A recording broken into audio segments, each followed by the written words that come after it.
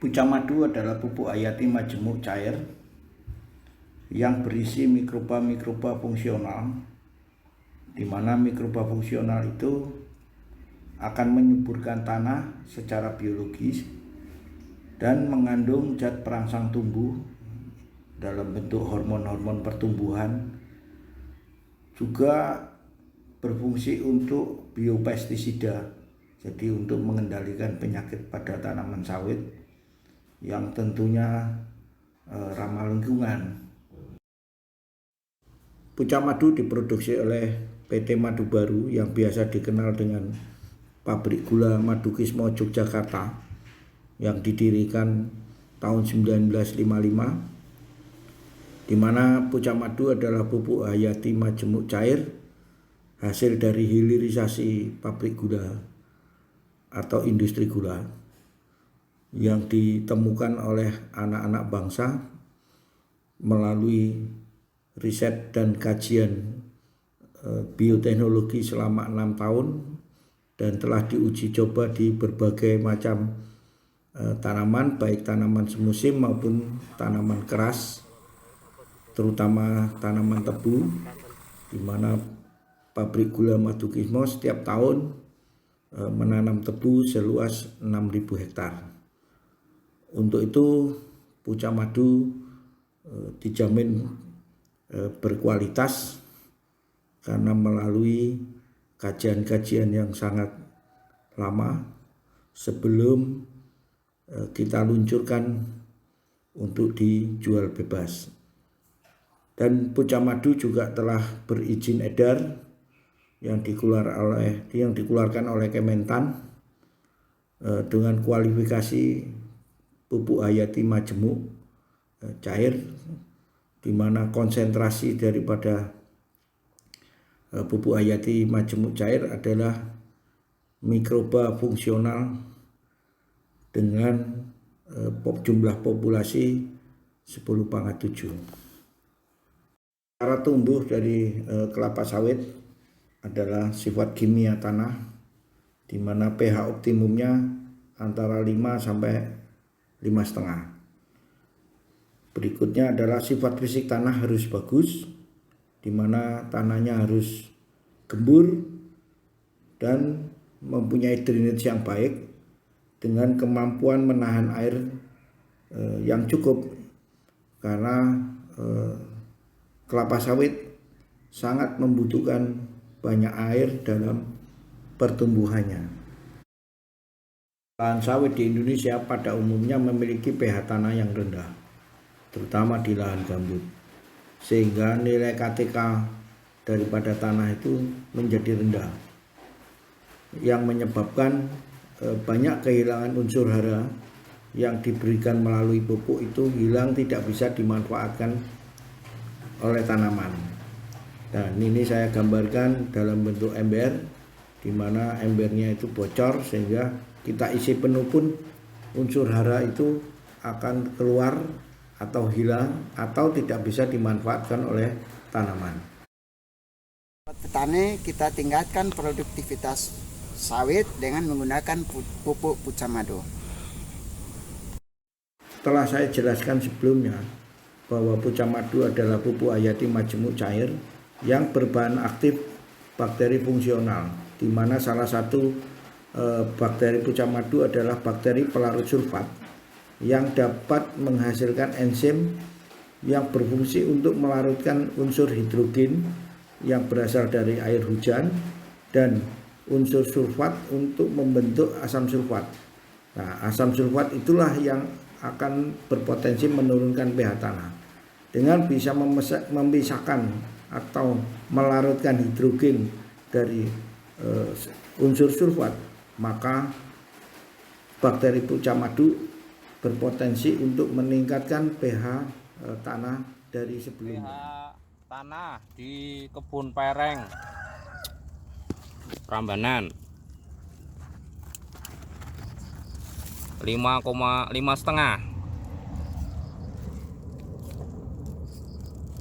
Oh, hampir 6 ya. Ini aplikasi pucang madu 16 hari yang lalu. pH-nya naik sudah mencapai 6 ini. Selain dapat meningkatkan pH, pucuk madu juga akan mengemburkan tanah secara biologi, di mana bakteri pucuk madu akan membentuk atau mengagregat butiran-butiran tanah menjadi butiran-butiran yang lebih besar, sehingga akar rambut akan mudah menembus dan akan meningkatkan daya simpan air dari tanah tersebut, sehingga pada saat musim kemarau tanah akan tetap mengandung air yang cukup untuk memenuhi kebutuhan daripada akar tanaman sawit, dan juga bisa menyimpan unsur hara. Dan di antara butiran-butiran tanah tersebut akan membentuk atau membuat kantong udara untuk oksigen, sehingga pernapasan akar yang membutuhkan oksigen akan bisa dipenuhi secara optimal.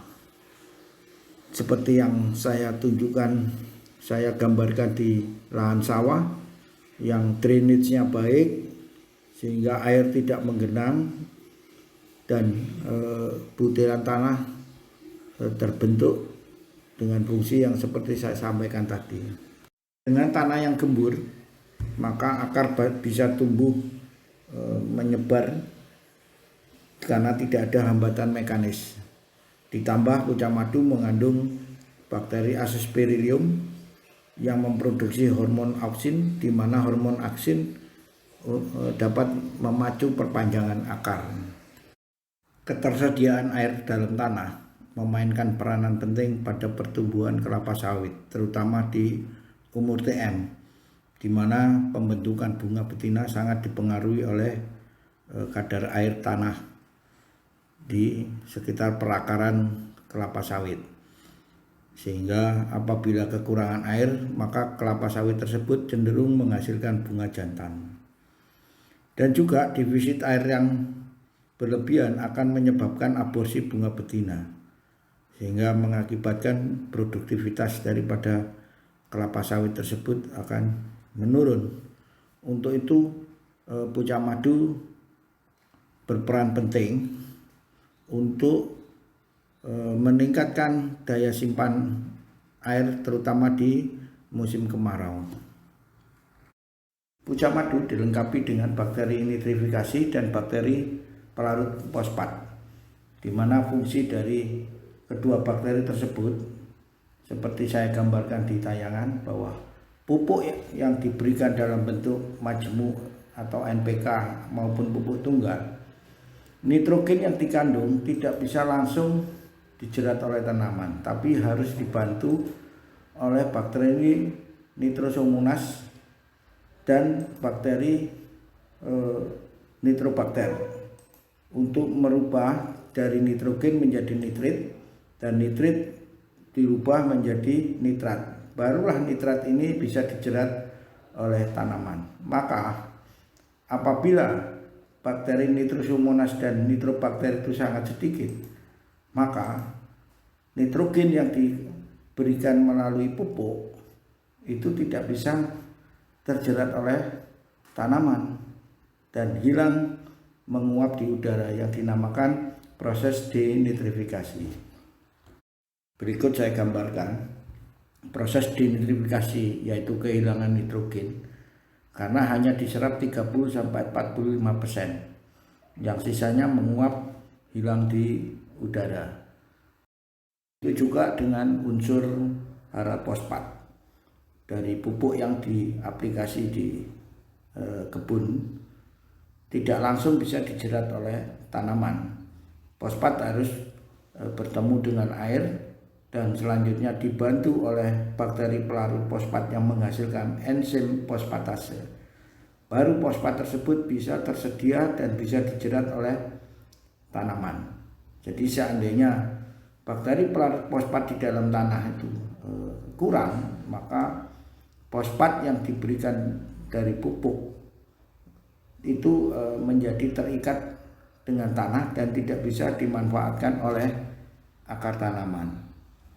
Untuk itulah puja madu dilengkapi dengan bakteri nitrifikasi maupun bakteri pelarut fosfat supaya efisiensi dari penggunaan pupuk itu bisa maksimal, sehingga petani atau para pemirsa bisa mengurangi biaya karena pupuknya tidak harus 100% dari kebiasaan.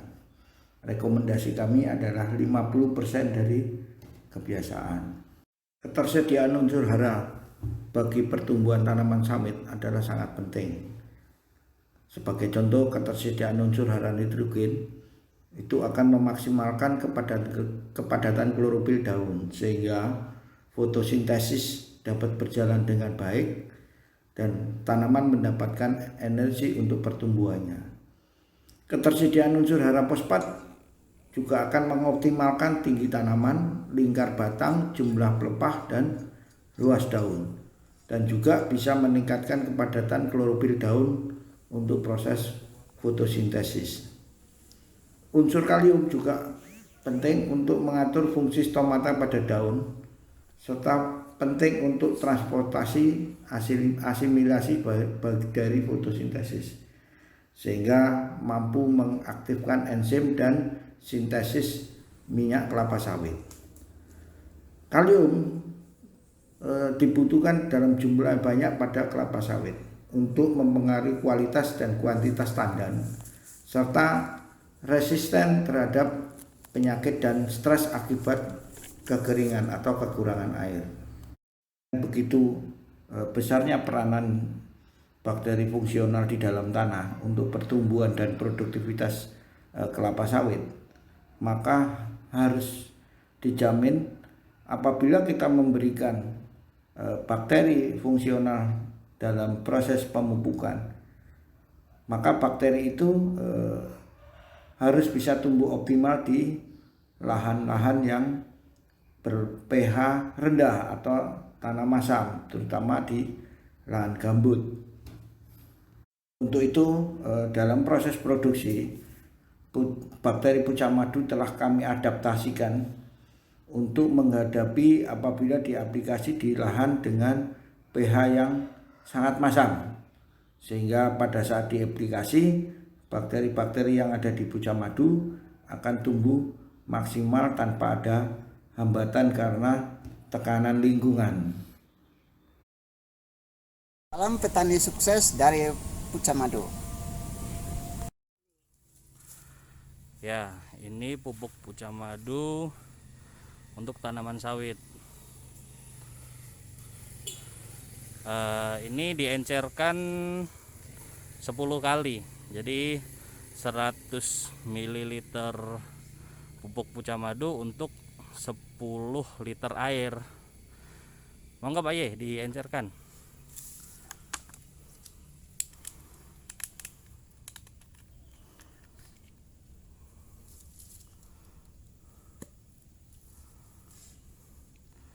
Nah, untuk 10 liter air yang sudah hasil penginceran pucang madu itu untuk satu pohon sawit. Nah, ini larutan pucang madu yang akan disiramkan di sekitar pohon sawit. Nah, jarak pemupukan pucang madu dengan pohon sawitnya ini sekitar 1 meter hingga 1,5 meter. Untuk optimasi penyerapan pupuk pada tanaman sawit. Nah, ini 10 liter larutan pucang madu, yang mana 10 liter air ditambah dengan 100 ml pupuk pucang madu untuk satu pohon.